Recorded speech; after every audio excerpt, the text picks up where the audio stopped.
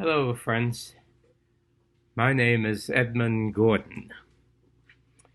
50 years ago, when we dedicated this site as a memorial to our intellectual hero, who lived here as a boy, I was inclined to rehearse many of DuBois' many achievements and contributions to the collective peoples of color of the world. However, today, I feel the need to be more personal. DuBois was my friend, and more importantly, he was my mentor. I came to know Dr. DuBois as a friend and as a person after I had turned 40-some years of age. I was a mature man, but as it happened in those 6 years that he and I were close, say 1952 to 58, just before he and Shirley moved to Ghana, he became my most important and certainly my most consequential mentor. I was 40 plus years of age. I had finished my formal academic studies in biology, theology, psychology, political economy at Howard, at Temple University, at American University, at Columbia University, and at the Jefferson School of Social Sciences, the Marxist institution in New York, where my good friend Dr. Wilkerson was Dean of Faculty. But it was through my meetings with Dr. DuBois for supper, driving him to meetings, traveling with him, walking and talking with him in the park, mostly listening to his conversations and his lectures, that DuBois taught me to think. From him I learned the importance of differences between knowledgeability, knowing, and understanding. To know, he felt, was critical. He functioned like a walking encyclopedia.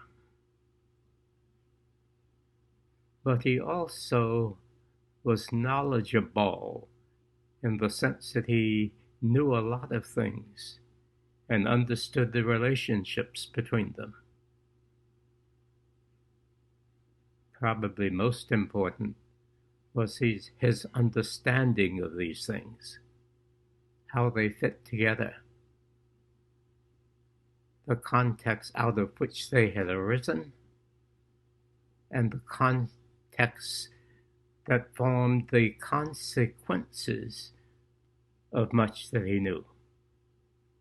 He taught me the meaning of critical thought, selective comparison, and the importance of being aware of the knowledge interests of the producers of the knowledge. Knowledge, he thought, was greatly influenced by the persons and the perspective of the persons who generated that knowledge. He taught me that context is sometimes as important as the subject matter upon which we are focused. He introduced me to Mao, that is Mao Zedong's theory of contradiction and its universal significance. Contradiction is a feature of just about everything of which we are aware. There is an opposite to it. From DuBois I learned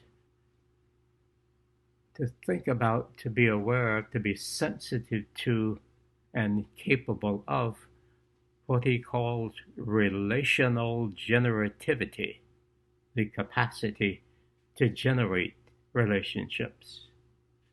And equally important, relational adjudication. That is the capacity not only to identify and to generate relationships, but the capacity to generate relationships that do not appear to exist. Most of us would recognize it as imagination, the ability to think about things that don't exist. It is from this scholar that I developed a respect for multiple perspectives and the critical importance of the capacity to honor one set of ideas while one remains open to and capable of examining other perspectives, even perspectives that contradict the idea that I favor, that I privilege. He taught me that the privilege of knowing carries with it the responsibility to act. That is, the moral obligation to be an agentic person, one who uses knowledge, intellective competence, and skill to act responsibly on the behalf of others, as well as oneself. Under the influence of the good Dr. DuBois, I became a critical thinking human person, constantly aware of my obligation to act. Thank all of our gods for that blessing.